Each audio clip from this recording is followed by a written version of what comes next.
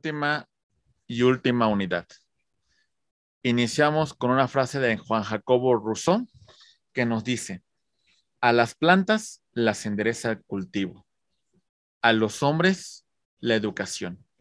Muy bien. Compañeros, estos son los últimos temas que vamos a revisar. El Estado, los sujetos de derecho, la aplicación y la interpretación del derecho. Puntos con los cuales cerramos nuestra exposición.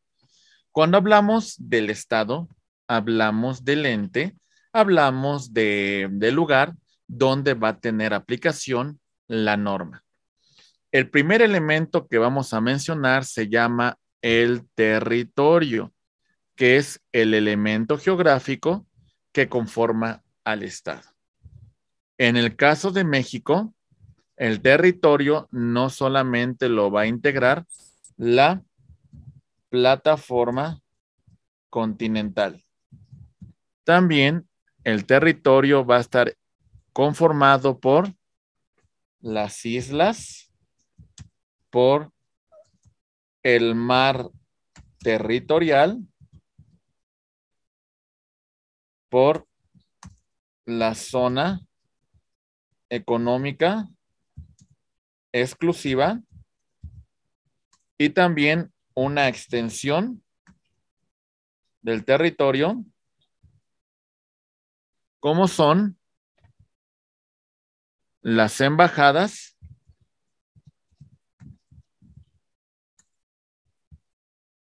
consulados, las aeronaves, los buques con matrícula mexicana. Todo eso va a ser el territorio del Estado en donde se va a aplicar la norma del Estado. ¿Se entiende, compañeros? Se comete un delito en la embajada mexicana en la India. ¿Qué norma va a aplicar? ¿La ley de la India o la ley mexicana? ¿Qué norma, compañeros? De acuerdo a lo que estamos refiriendo. Pau, ¿cuál sería? ¿Ese es su micrófono? No, su micrófono creo que no sé.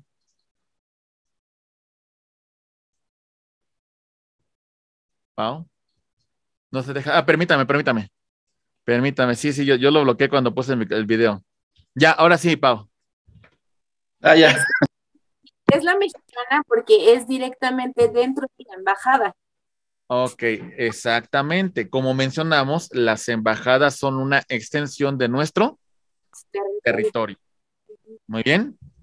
Ok, muchas gracias. Siguiente ejemplo, a ver si me ayuda usted, Roldán. Estamos en tránsito aéreo hacia Francia. En una aeronave con matrícula mexicana se comete un delito. ¿Cuál es la autoridad competente para conocer esta controversia? La autoridad mexicana. Seguiremos con la autoridad mexicana porque en este caso las aeronaves son una extensión de nuestro territorio. Territorio. ¿Vamos bien? Sí. ¿Se entiende, compañeros? En el territorio del Estado, pues el Estado hace cumplir la norma, la jurisdicción. ¿Se entiende? Sí. Muy bien.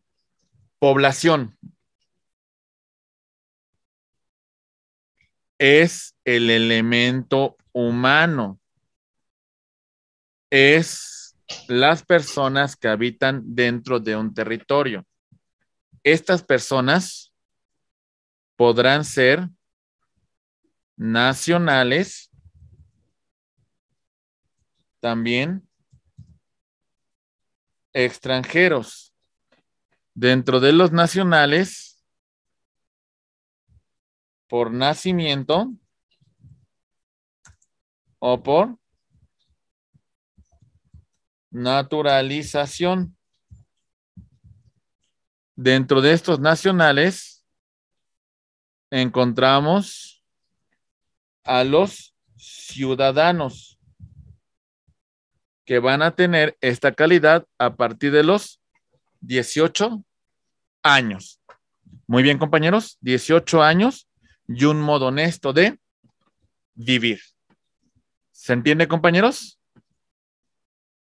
Muy bien. ¿Me escuchan bien o se escucha un poquito mal? ¿Se escucha bien? Sí, maestro, sí se escucha. Sí, se escucha bien. Sí, se escucha bien. Se escucha bien. Perfecto, compañeros. Ok. Esta es la población, el elemento humano que conforma el territorio de un estado. En el caso de México son cerca de 130 millones de personas de conformidad con el último censo. Poder. La potestad que tiene el Estado para hacer cumplir sus disposiciones. En el Estado mexicano, solamente las autoridades mexicanas hacen cumplir las normas. ¿Se entiende? Este elemento del poder del Estado, este elemento de ejercer el elemento coactivo, lo vamos a conocer como en el elemento de coacción. El Estado hace cumplir con sus disposiciones, inclusive con el uso de la fuerza. ¿Ok, compañeros? ¿Vamos bien? Sí, maestro. Perfecto. Muy bien. Siguiente elemento, compañeros. La soberanía. Ok. La potestad del Estado de autodeterminarse. Dos tipos de soberanía. Soberanía interior. Se supone que de conformidad con el artículo 41, el soberano es el pueblo. ¿Sale? El Estado tiene una soberanía interior. Hace cumplir sus disposiciones. Y la soberanía exterior frente a la comunidad internacional. A esta soberanía también la conocemos como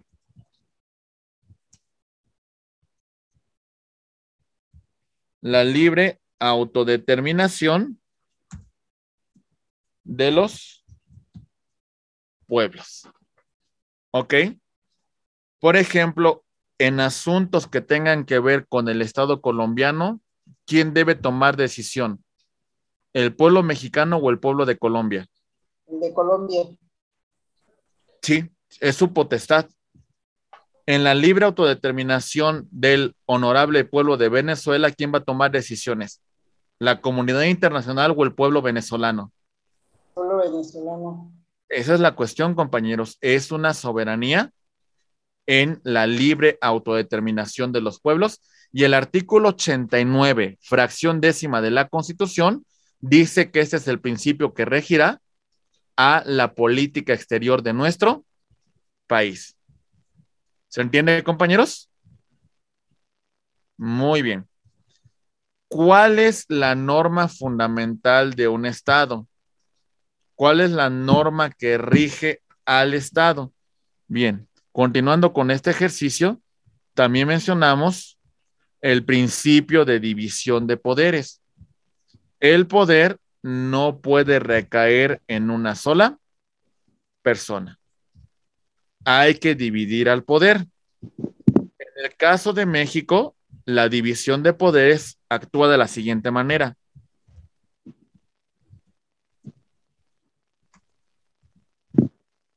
Bueno, en realidad hay un solo poder. Ese poder se llama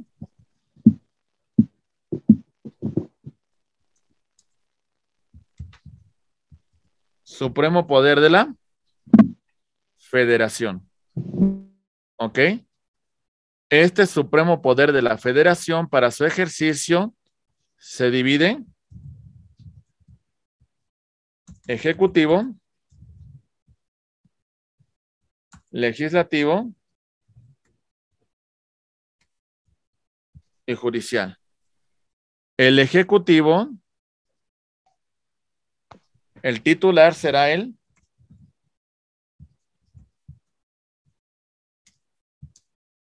presidente de la República.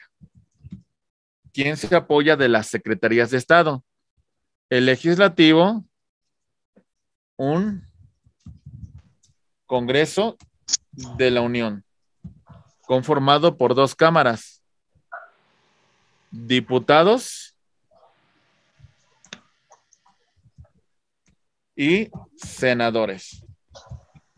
Y en receso de la Cámara de Diputados y Senadores, tenemos una comisión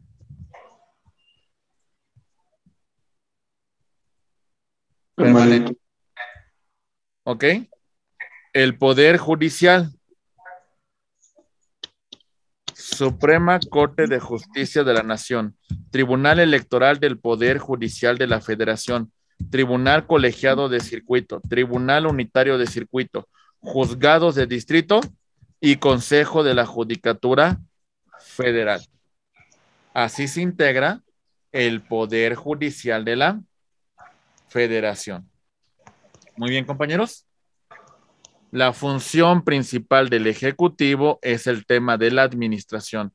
La función del Legislativo es la creación de leyes y la función del Judicial es la aplicación en la interpretación del derecho, principalmente, compañeros. Muy bien.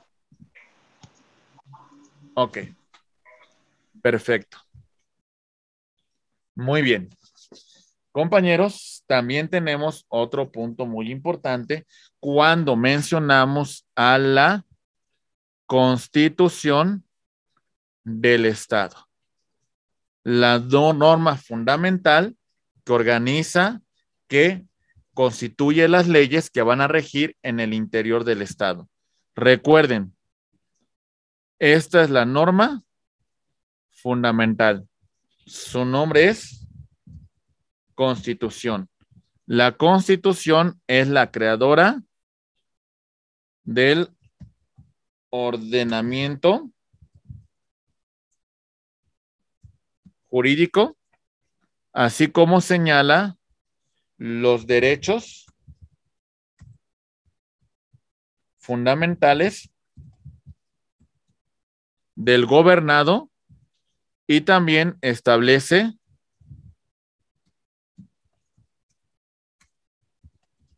la división de funciones y sus respectivas competencias. ¿Vamos bien, compañeros? Esto en relación a los elementos que constituyen el Estado. Vamos a empezar ahora por los sujetos de derecho. Y en relación a ello, hablamos de las personas físicas, también conocidas como naturales, y las personas morales, también conocidas como jurídicas. Personas físicas, todos seres humanos con, escuchen bien, la capacidad de adquirir derechos y obligaciones. Para ser considerado persona física, tenemos que tener esa capacidad de adquirir derechos y contraer obligaciones. ¿Vamos bien? Las personas morales, destacamos, son un grupo de organizaciones o personas que se unen de forma permanente en una instancia unitaria para adquirir derechos y contraer obligaciones. Persona moral.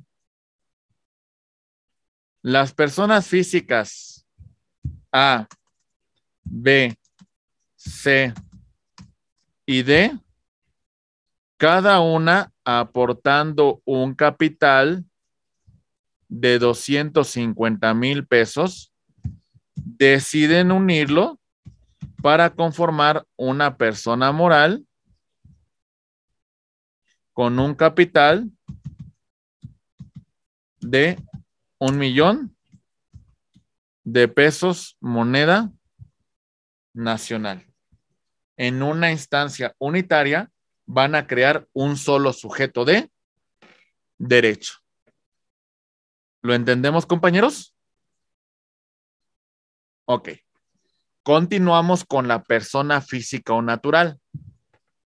Atributos de la personalidad. Primer elemento. Capacidad. Muy bien. Hay dos tipos de capacidad. Ahí voy, permítame.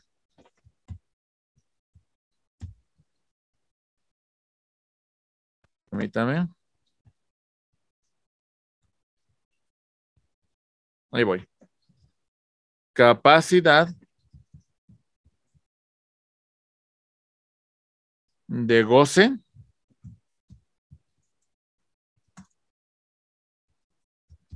Capacidad de ejercicio. De goce la adquirimos con el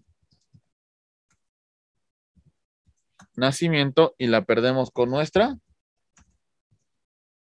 muerte. La capacidad de ejercicio la adquirimos con mayoría de edad. Muy bien. Los que tengan capacidad de goce no significa que no ejerzan derechos. Lo van a ejercer por sus padres en ejercicio de la patria potestad, o en el caso de ser mayores de edad con alguna incapacidad o menores de edad que no tengan quien ejerza la patria potestad, será un tutor. ¿Se entiende, compañeros? Muy bien. Ok, entonces con capacidad de ejercicio ejercemos derecho por nuestra propia cuenta. Muy bien. Carla, te escucho, por favor.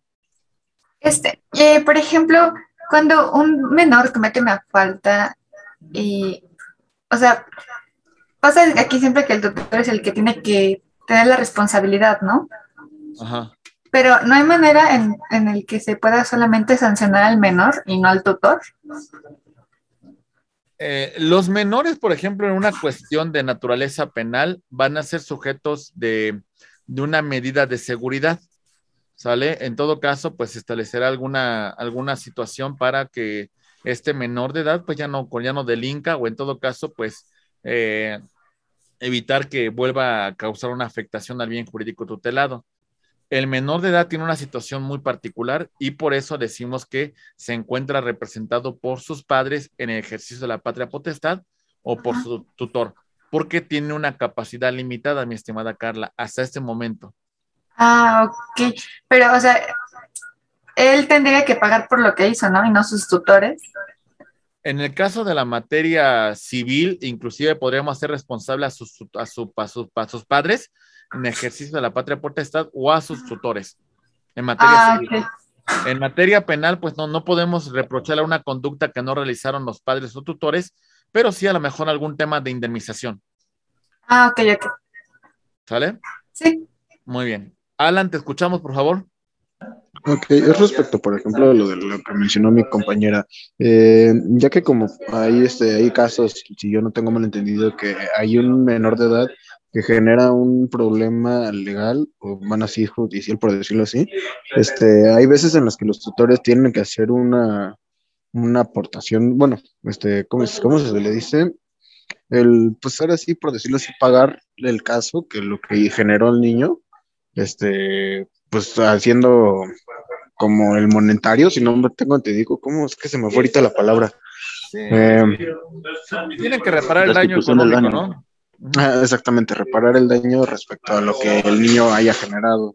Entonces, en este caso, ¿hay alguna otra solución o si es que el tutor no quiere recurrir a eso? Pues bueno, si un juez lo obliga, pues no le queda de otra, ¿no? Tendrá que reparar el daño que causó, en este caso, el menor de edad o la persona que está sujeta a un estado de interdicción, porque eso se compromete quien ejerce la patria potestad o el tutor.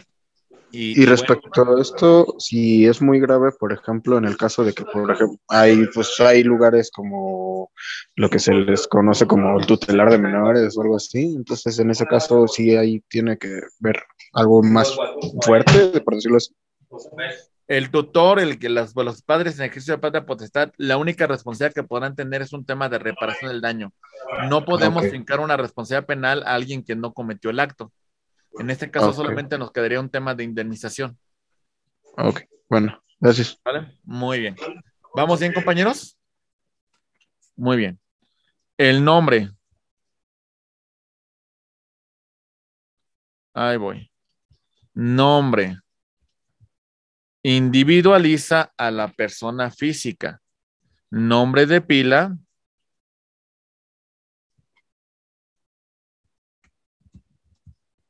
Nombre patronímico. Apellido paterno y materno.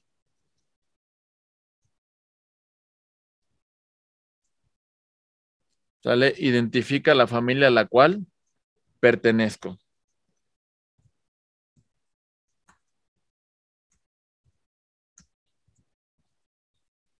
Domicilio. El lugar donde la persona física va a cumplir con sus derechos y sus obligaciones. ¿Cuál es el domicilio de la persona física? Ya lo mencionamos. Su residencia. No tiene residencia. Su lugar de trabajo. No tiene lugar de trabajo.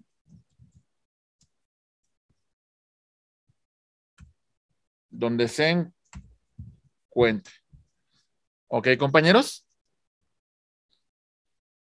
Muy bien. El estado civil nace del tema de el matrimonio, de la filiación, de la adopción. ¿Ok, compañeros? Hay otras relaciones similares al matrimonio que generan ciertas obligaciones, como el tema de el concubinato,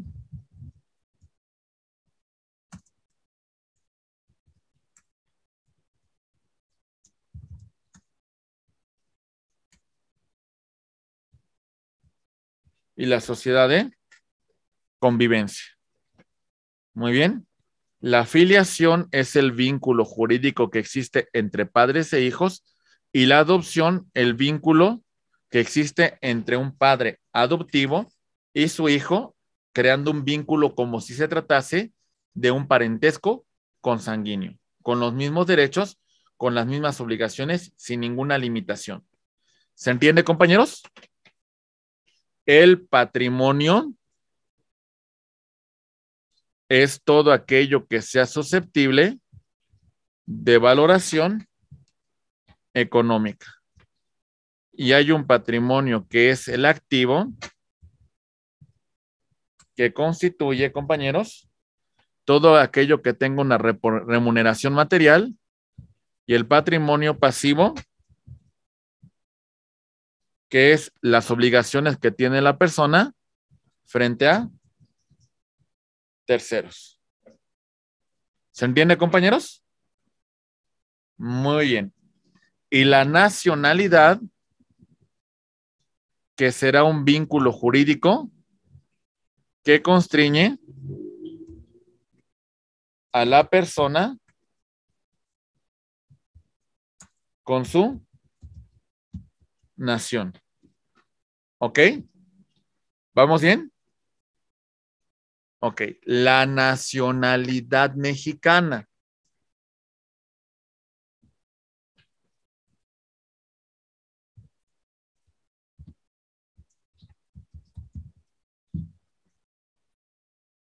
Por nacimiento,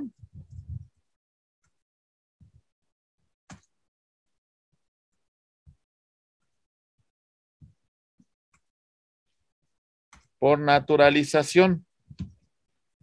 Nacionalidad mexicana por nacimiento.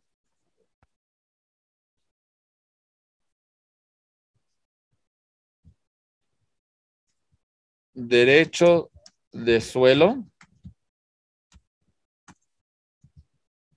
derecho de sangre.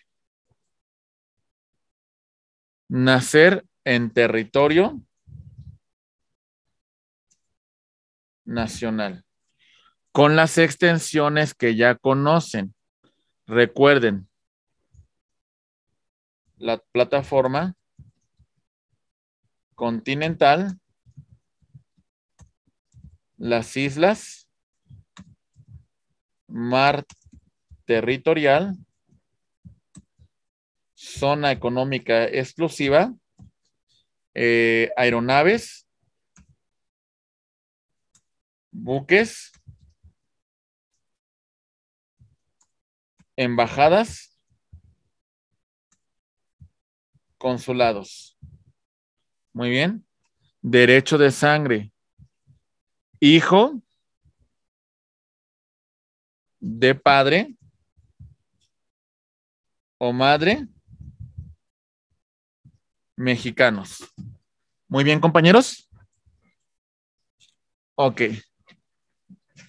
Por naturalización.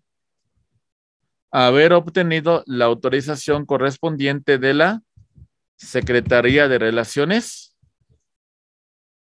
Exteriores. Muy bien. ¿Vamos bien? ¿Lo entendemos, compañeros?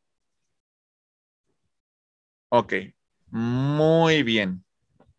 Seguimos con los atributos de la persona moral o jurídica.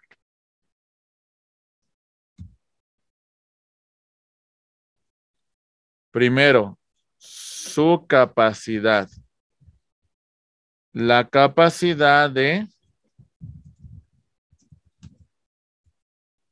estas personas morales implican que deben estar debidamente representadas por su administrador, su consejo de administración, su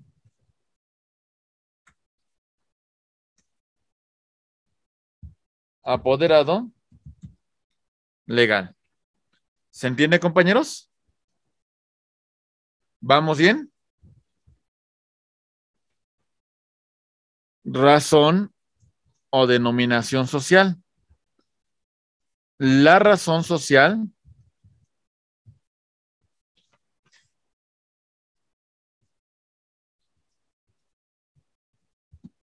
puede estar constituida por el nombre de los socios. Ejemplo, que se unan en una sociedad Pilar, Isabel y Pau, Soriano, Trinidad y García, y asociados. Sería un tema de razón social. Muy bien, compañeros. Denominación social, un nombre impersonal, como por ejemplo FEMSA de México. El domicilio es el que hubiese establecido la persona moral para cumplir con sus derechos y obligaciones. El patrimonio, como ya mencionamos, todo aquello susceptible de valoración económica. Y la nacionalidad es el sometimiento de las personas morales a las leyes de la nación donde legalmente se han constituido. ¿Se entiende, compañeros? Muy bien. Sí, maestro. Las personas morales vamos a clasificarlas en dos sentidos. Ahí va.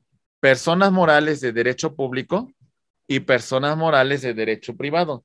Las más comunes que ustedes han escuchado son las de derecho privado, pero de las de derecho público son la federación, los estados y los municipios.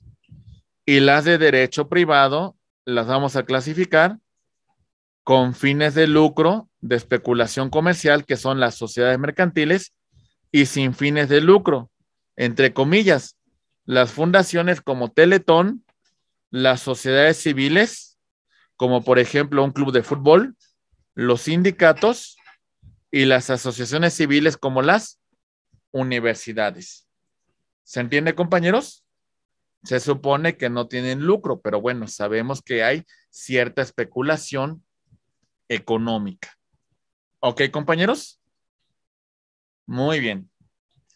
Ya, llegando al punto casi final de nuestra exposición. Compañeros, aplicar e interpretar el derecho. De nada nos sirve todo lo que estudiamos el día de hoy si no resolvemos un caso concreto. No aprendemos a encontrar una solución a una controversia. La técnica jurídica, ¿saben cómo la van a obtener, compañeros? Con el estudio, con la práctica. Esto es muy importante. Si solamente estudio, pero no aplico nada concreto, compañeros, difícilmente puedo hacer un ejercicio adecuado de mi profesión. El abogado tiene que tener la habilidad de aplicar en derecho en problemas concretos. ¿Sale? A ver, ¿qué significa esto? Aterrizamos un caso en particular. Vemos un caso en donde A priva de la vida a B.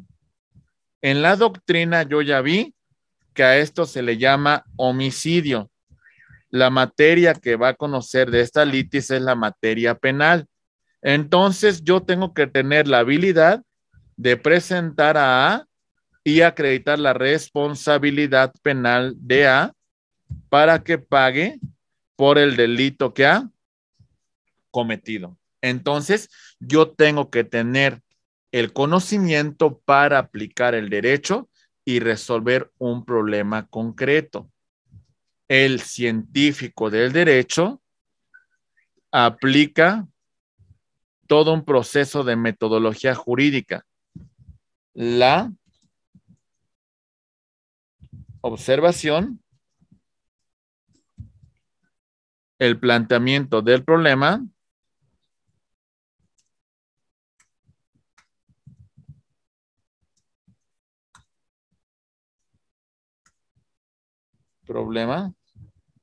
ok, la formulación de hipótesis, la experimentación,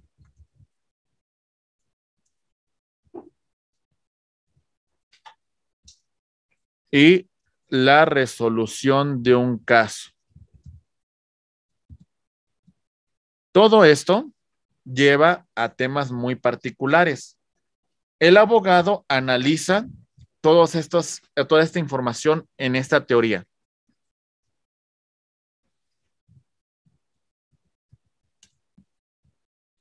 Teoría del caso. El abogado tiene un problema fáctico. Circunstancias de tiempo, de modo y lugar.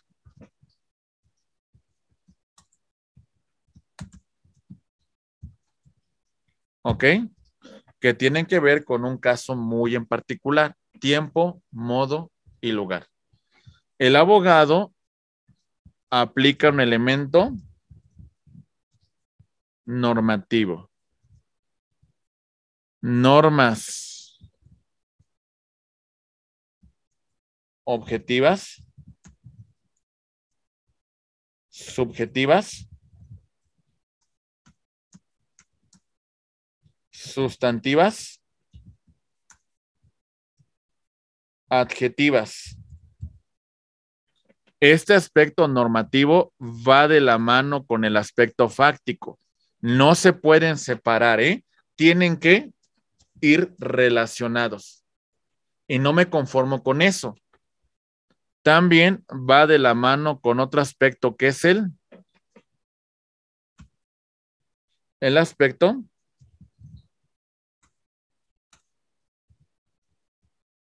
probatorio. Las pruebas documentales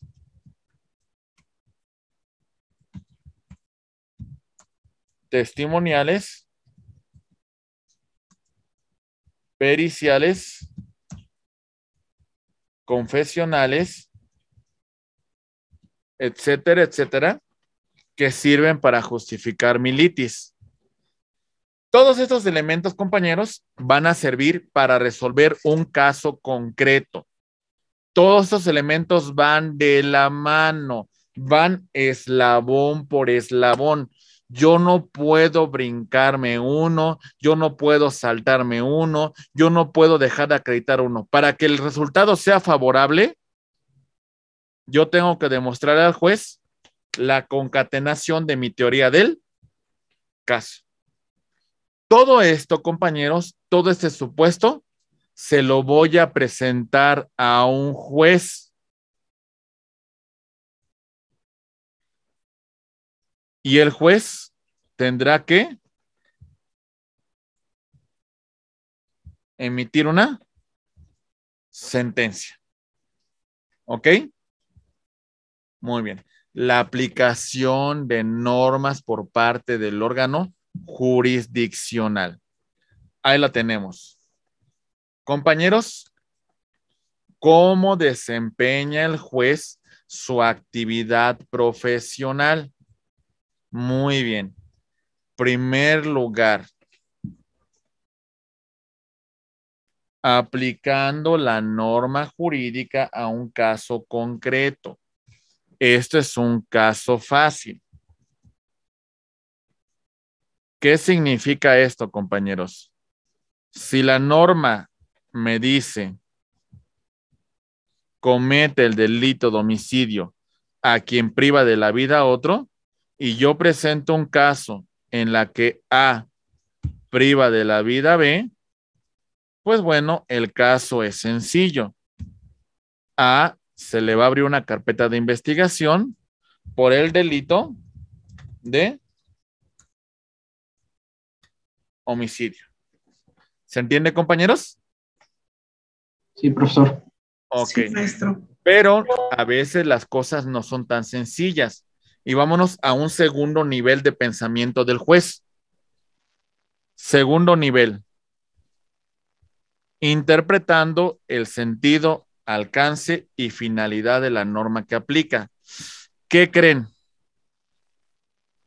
A privó de la vida a B, pero la privó de la vida a B porque su vida estaba en riesgo y lo hizo en ejercicio de legítima defensa. La cuestión se complica un poco más en este asunto y entonces el juez tiene que hacer una interpretación, tiene que hacer una ponderación de derechos. ¿Se entiende, compañeros? Hay un asunto de fondo involucrado. No es tan sencillo resolver este caso porque entonces el juez tiene que interpretar, tiene que ponderar. Ponderar implica que en esta balanza el juez pondrá los derechos, los equilibrará e inclinará la balanza para uno o para otro lado. Esto tendrá que ocurrir al final de cuentas, compañeros. ¿Entendemos este punto, sí o no? ¿Sale? Sí, maestro. Requiere interpretación, requiere argumentación nuestro juez. Al final, también lo mencionamos en la primera parte de nuestra exposición. Integrará el orden jurídico si es un órgano facultado para la creación de jurisprudencia. Muy bien. Ok. Veamos el siguiente, compañeros, que va a complementar mucho lo que estamos mencionando. Ahí va, permítame tantito. Ok, Compañeros, tengan cuidado con su micrófono, por favor. Ahí voy, ¿eh?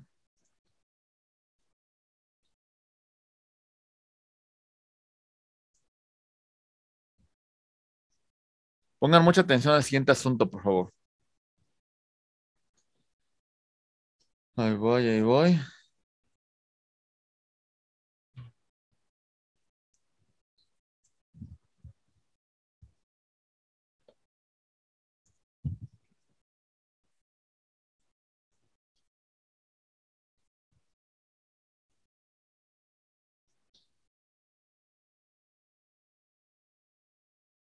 Muy bien, ahí voy, ¿eh?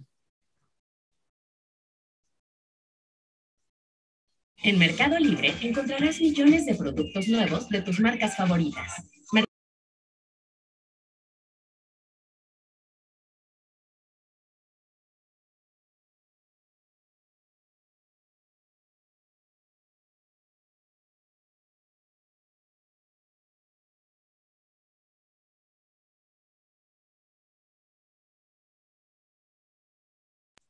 Ahora sí, ahí va. Atentos, por favor.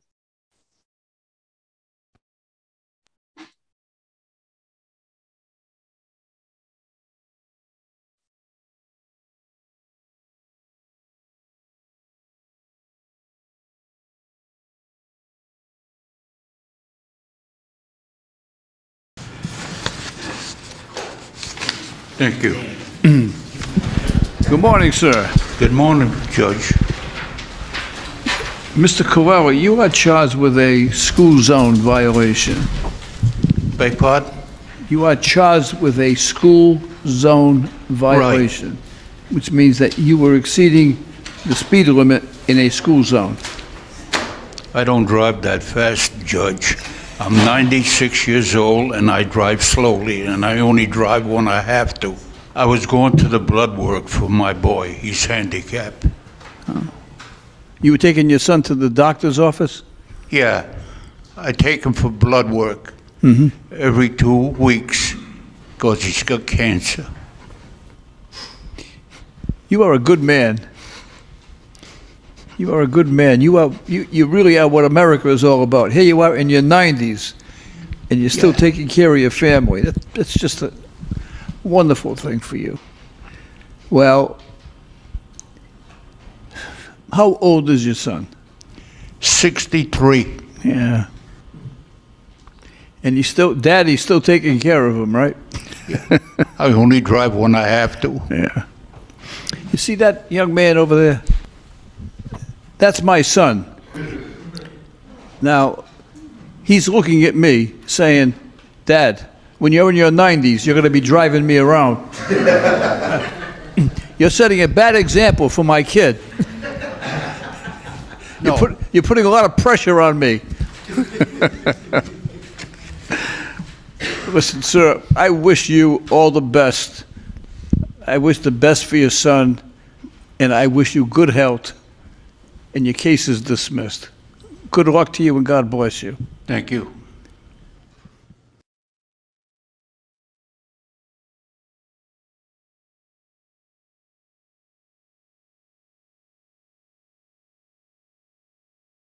Compañeros, pues el asunto, pues de alguna manera hizo una ponderación de derechos, equilibró la balanza y hasta cierto punto ponderó qué tanta afectación le causa al Estado que no ingrese esa multa, esa sanción por exceder el límite de velocidad, y qué tanto ponderó de que es una persona de bien, que es una persona responsable, que es una persona que hasta cierto punto tuvo una necesidad.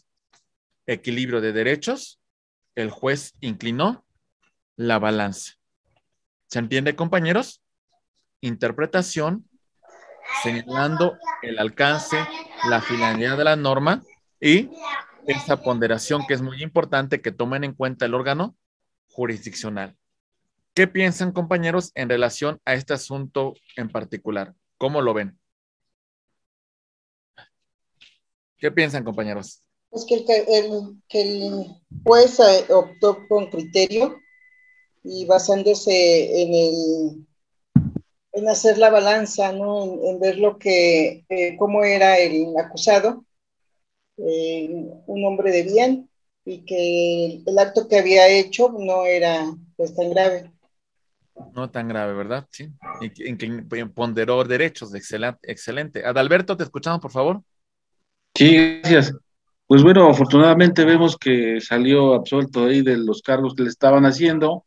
Sin embargo, estamos hablando de un país en donde la confianza es muy importante respecto a lo que, lo que el acusado manifiesta. Siento yo, ¿no? Porque en México quizás le hubieran hecho presentar a su hijo que efectivamente fuera discapacitado, ¿no? A lo mejor soy un poco exagerado, pero sí siento que acá en México es un poco diferente a lo que vimos hace un momento en el video. Sin embargo, bueno, creo que nuestra modificación al sistema acusatorio gira en torno a esa confianza, ¿no? De lo que nosotros vamos a manifestar en el juicio oral. No sé si está en lo correcto, maestro. Sí, efectivamente. O sea, hasta cierto punto, como usted nos indica, Alberto, es muy difícil en un sistema en donde tenemos un juez burócrata que haga una ponderación de derechos. No es tan fácil el tema del activismo judicial. El activismo judicial implica, compañeros, que el juez toma criterios, toma una ponderación y se atreve a equilibrar la balanza. Realmente es hasta cierto punto novedoso en nuestro país. Ya algunos jueces lo están haciendo y bueno, es importante ponderar derechos. La verdad es que jueces de la vieja guardia es muy difícil que lo realicen. Normalmente son jueces pues muy jóvenes, son jueces en los cuales están tomando en consideración estos nuevos criterios, esta nueva interpretación del derecho. Creo que eso es importante mencionarlo, compañeros. Rodolfo, te escuchamos, por favor. Sí, maestro, aparte también de que es una falta administrativa no grave, y por ese caso también puede ponderar, inclinar la balanza sabiendo cuál es el motivo. Ok, inclinó la balanza, tomó en cuenta pues la afectación del Estado y hasta cierto punto que tanto se daña al erario público, pues no establecer esta sanción para este señor que evidentemente pues actuó de muy buena fe y que tampoco causó una afectación a nadie en este punto, ¿verdad? Muy bien, Carla, te escuchamos, por favor. Sí, bueno, lo que yo iba a comentar es que en este caso también yo pienso que se consideró el hecho de que no afectó a terceros, ¿no? Que en este caso no se menciona que haya salido un lastimado, solamente fue la falta del exceso de velocidad, pero no afectó a terceros. Muy bien. Y siento que también fue algo que se toma a consideración. Por supuesto, Carla. Evidentemente también esto fue un factor bajo el cual el juez inclinó la balanza, porque si hubiera afectado a algún tercero, pues considero que a lo mejor esta no sería la resolución, ¿verdad? Muy bien. Ok, Pau, te escuchamos, por favor. Yo creo que también tuvo mucho que ver la condición del señor. O sea, es una persona ya muy grande, tenía 90 años, ¿verdad?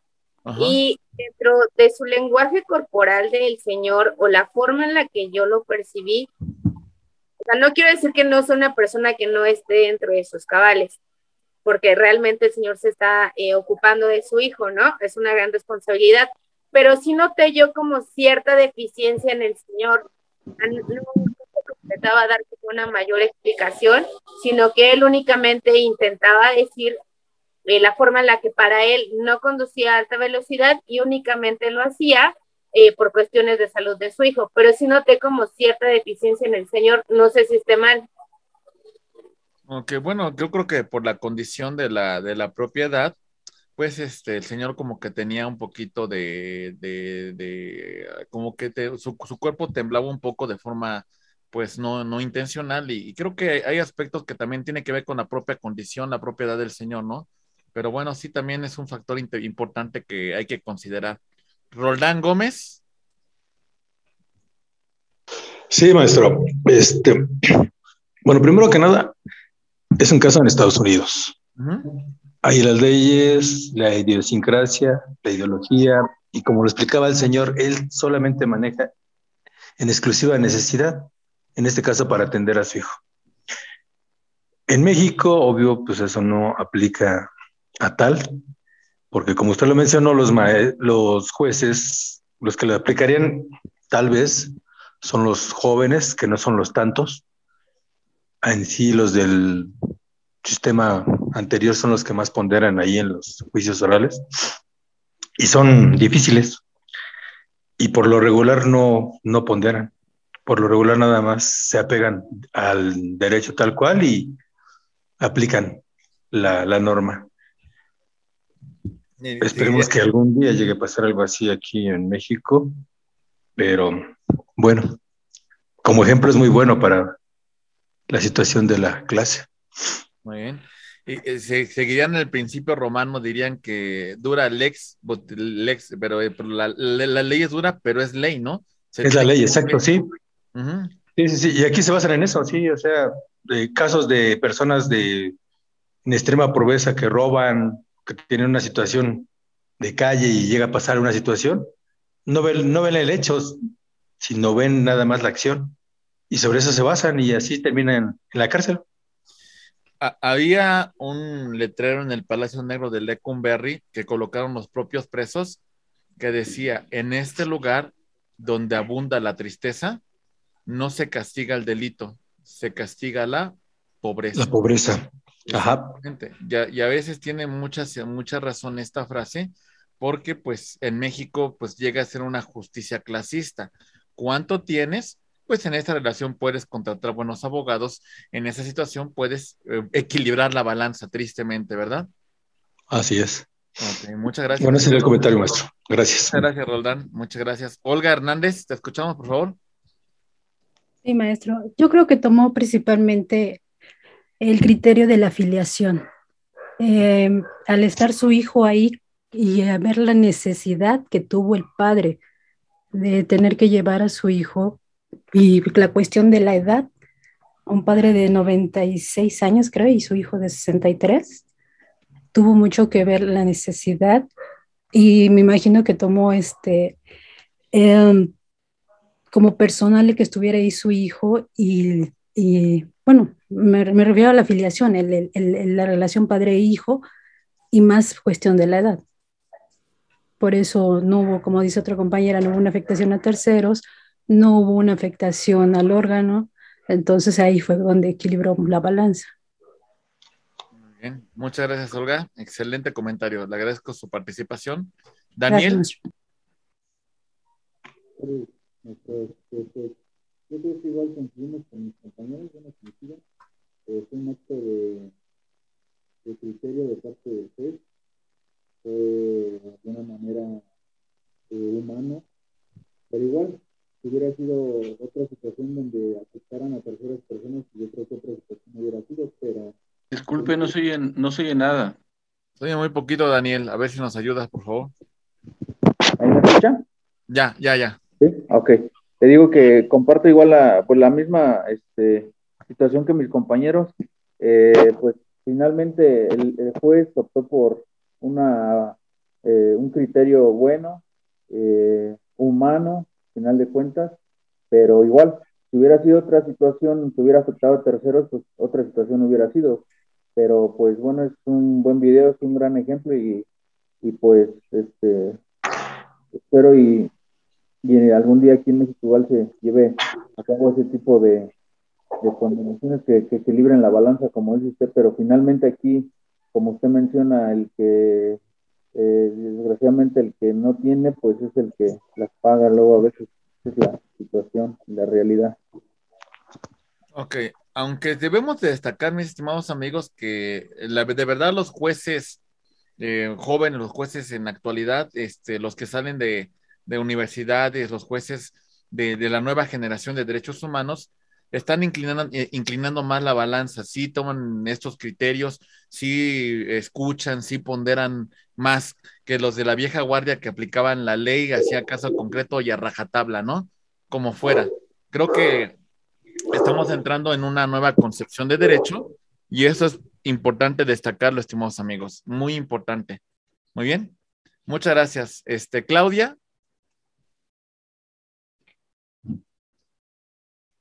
Su micrófono, Claudia, creo que ya lo abrió, pero no se escucha. A ver si nos... No sé si tengamos el problema con el auricular, con el... con el micrófono de la computadora, no lo sé. Ya se ve que lo abrió, pero no lo escuchamos nada. O le sube volumen, a ver, su volumen.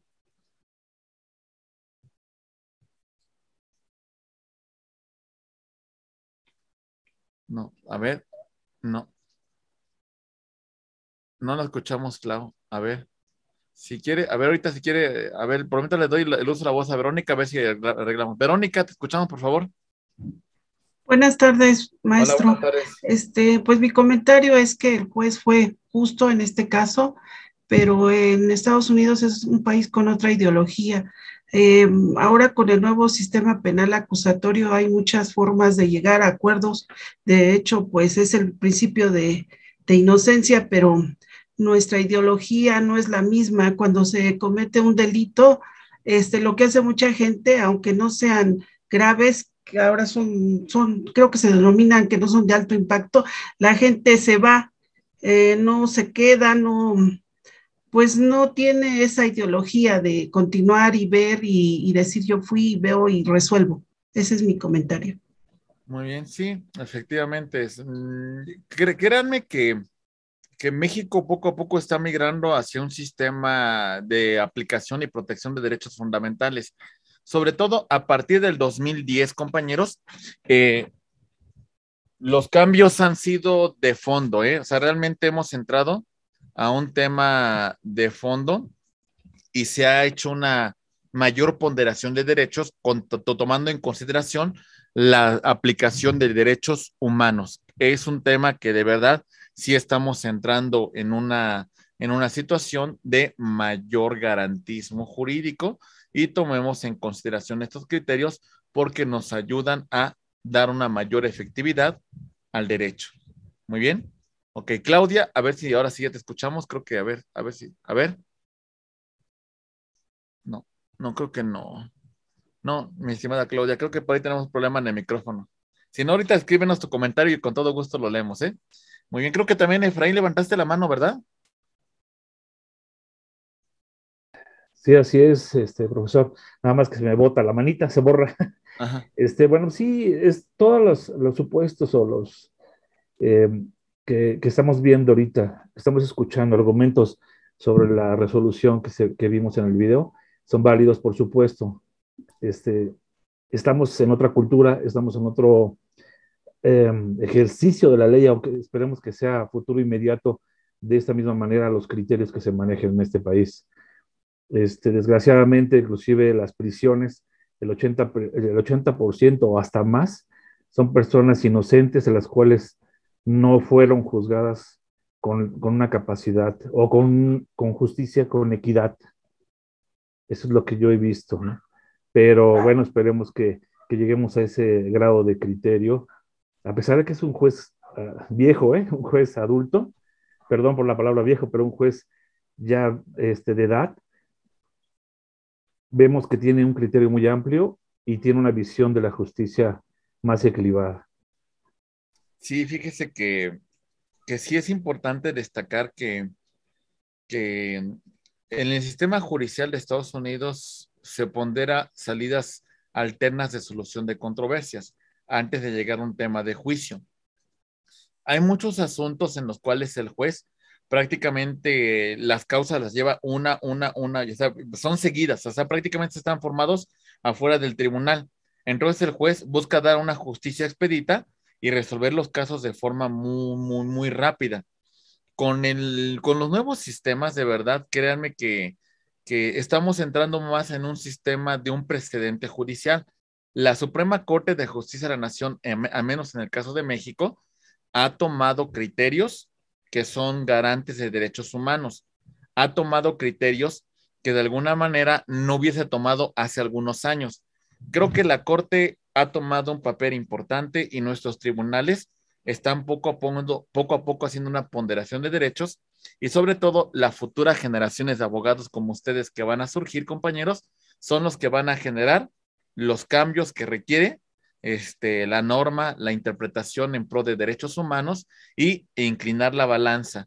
Si alguna vez le toca ser jueces en un futuro, compañeros, pues a que aprendamos a inclinar la balanza, aprendamos a resolver con criterio, resolver con razón y equilibrar la balanza en pro de los derechos humanos, que esto es muy importante destacar. ¿Verdad, compañeros? Muy bien. Excelente, compañeros. Continuando con la exposición y ya casi llegando a los puntos finales, cuando el juez resuelve un caso, Jessy, bueno, no sé, Verónica creo que ya participó. Jessica, levantaste la mano, te escuchamos, por favor. Sí, maestro, ya que tocó el tema de si algún día somos jueces, aparte de ser licenciados, ¿qué más necesitamos? Nada más, basta con su licenciatura. Bueno, si tiene maestría y doctorado, pues a lo mejor lo toman en consideración más en la judicatura, pero lo más importante, mi estimada Jessica, es estudiar y comprometerse y trabajar muy duro. Creo que ese es el punto principal. Muy bien. Ok, bien. Compañeros, ¿qué hacen los jueces? ¿Cómo resuelven los jueces? ¿Los jueces pueden resolver en base a las opiniones doctrinales? Sí, aunque no lo van a reconocer del todo, ¿eh? Un juez difícilmente va a decir que tomó en cuenta un autor, que tomó en cuenta un criterio de un jurista para resolver. Sí los toman en cuenta, pero no los reconocen del todo los jueces. No tiene nada de malo reconocer que toman un criterio de un autor destacado. Pero bueno, la interpretación judicial basada en la jurisprudencia. Esta sí es obligatoria para los jueces. Muy bien. Esta sí obliga, compañeros. Esta sí vincula. Y por supuesto, la propia interpretación derivada de la propia norma, la propia interpretación derivada de el propio órgano que la creó. Entonces, estos son los factores que toma en cuenta el juez cuando interpreta, cuando inclina balanza. Por eso, miren, el juez tiene que vivir esto, compañeros. El juez es muy importante que tenga los pies sobre la tierra. Requerimos nosotros un juez que viva una realidad social. ¿Qué implica eso, compañeros? Que conozca la necesidad del pueblo, que conozca la necesidad de las personas, que sea un juez que viva en una situación real, que no sea un juez que viva en su burbuja, que viva en su realidad. No, el juez tiene que tener un conocimiento sobre la necesidad de un pueblo. El juez busca la equidad, busca un equilibrio, busca inclinar balanza. El juez resuelve en base como sus colegas han resuelto con antelación. El juez aplica doctrina de expertos jurisconsultos y, por supuesto, el tema de la jurisprudencia. Muy bien. Como nos dice también Claudia, el juez aplicó tomando en cuenta un principio de prioridad, un principio pro persona, entonces lo que buscó es un equilibrio. La equidad es buscar ese equilibrio. La equidad es inclinar la balanza, compañeros. Estos son temas muy importantes en la aplicación del derecho. Y sobre todo una cuestión, compañeros. De nada sirve el derecho si no resuelve una realidad humana. De nada sirve el derecho si no resuelve un conflicto. Definimos al derecho como un conjunto de normas jurídicas que regula la conducta externa del hombre en sociedad y que está provista del elemento de coacción. Yo agregaría otra situación más, compañeros. El derecho busca la felicidad del ser humano. El derecho busca la fraternidad. El derecho busca la armonía. El derecho busca el amor. Al final de cuentas, compañeros, mientras, como diría el benemérito de las Américas, el respeto al derecho ajeno es la paz.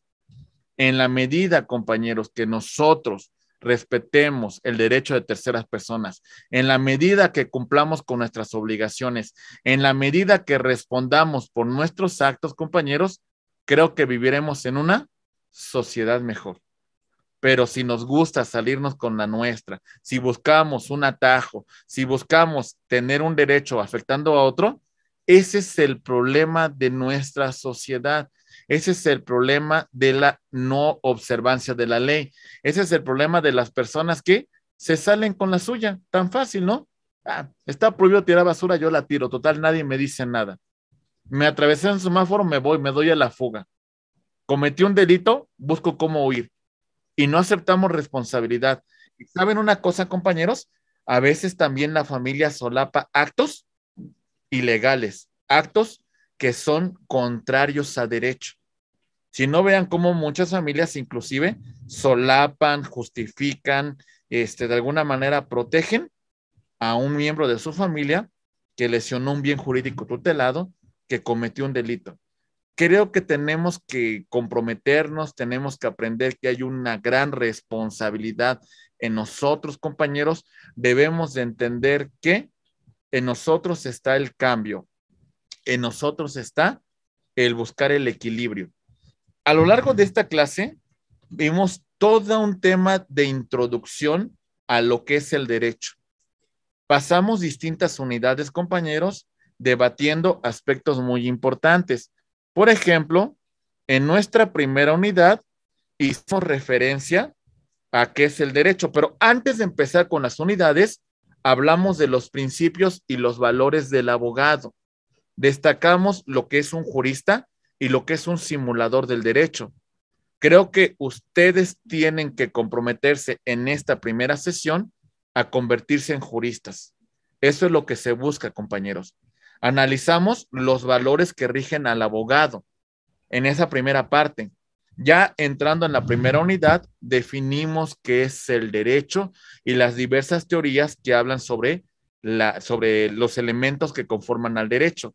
En una segunda unidad hicimos mención a las distintas ramas que conforman el derecho. Muy bien, esto también fue un tema muy importante y valió la pena hacer el comentario porque distinguimos entre derecho público, derecho privado y derecho social.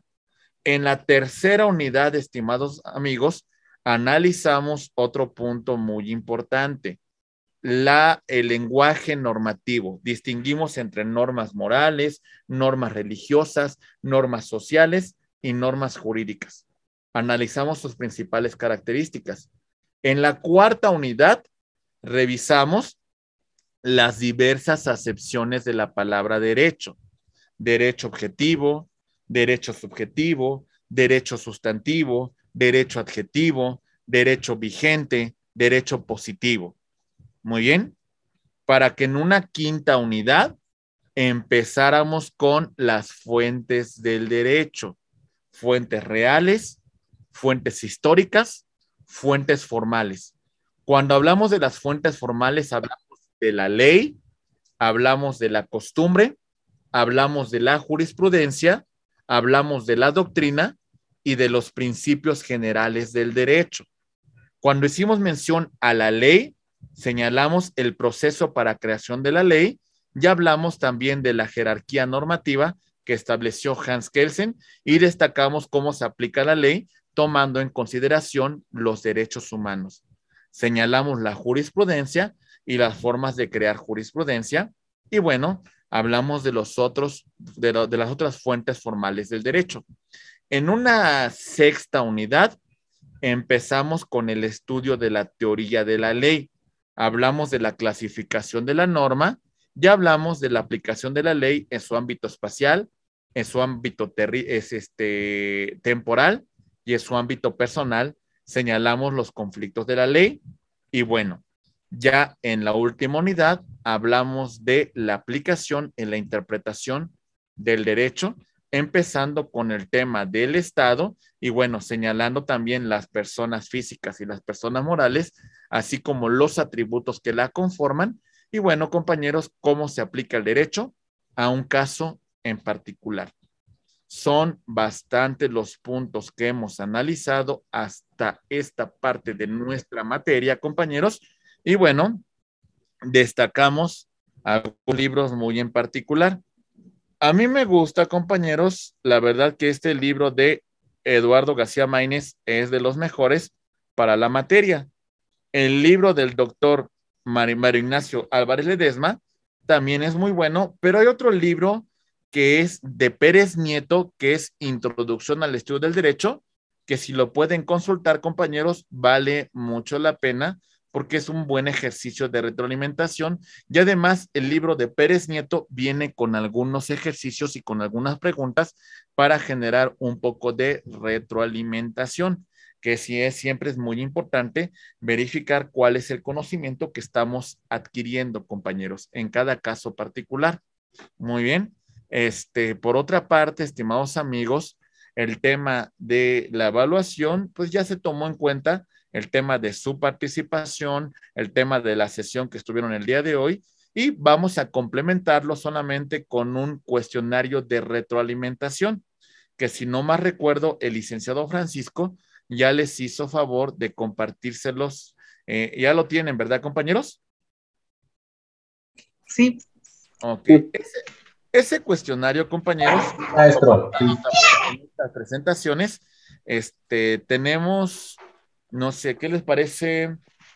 Estamos hoy a 23 de octubre. ¿Qué les parece si les damos? Déjenme les digo exactamente. Les vamos a dar, estamos a 23 de octubre. ¿Qué les parece al 6 de noviembre? ¿Sí? ¿Les parece adecuado, compañeros? Ok, al 6 de noviembre, a más tardar, nos van a enviar esas actividades. Envíenselas, por favor, al licenciado Francisco. Creo que ya te van a tener en contacto con él como su coordinador académico, y él es el que estará muy al pendiente resolviendo todas estas cuestiones y nos hará llegar la información conducente. Muy bien. ¿Sí, compañeros? Ok. Por otra parte, pues lo que me resta es decirles gracias, compañeros, por la atención brindada en esta su apertura de su licenciatura en Derecho. Espero que hayamos cumplido con las expectativas en esta su clase de introducción al estudio del derecho. Hay muchos aspectos que hay que seguir estudiando, compañeros. No se conformen con ver una clase una vez al mes. Revisen contenido, revisen material, estudien su próxima asignatura antes de que tengan la clase, compañeros. Por favor, recuerden que es muy importante la capacitación constante del abogado. El abogado tiene constantemente seguir estudiando, seguirse formando, porque es lo que lo va a destacar, estimados amigos. Eso es lo que va a destacar el ejercicio de la abogacía. Por mi parte, yo, si algo necesitan, con todo gusto, compañeros, les comparto el canal de YouTube, Abogado Héctor Martínez Sandoval. Si se pueden suscribir, hay bastantes contenidos. Por lo menos creo que de sus clases que van a tener a lo largo de la licenciatura, creo que por lo menos unas 16 clases sí las tengo editadas en video, para que si alguno de ustedes quisiera ver algún punto sobre alguno de los temas que se están debatiendo, pues revisen el material, compañeros. Sirve bastante información. Y bueno, pues al final de cuentas, dividimos la clase en varias unidades para que no se les haga tan pesado, pues analizar tantos puntos en una unidad muy compleja, ¿no? Sino todo lo contrario. Queremos que la exposición que vamos teniendo con ustedes, pues sea de alguna manera, pues bien estructurada, desarrollada adecuadamente, y bueno, esos son nuestros propósitos, nuestros objetivos. Muchas gracias, compañeros. Les deseamos el mejor de los éxitos en su formación profesional.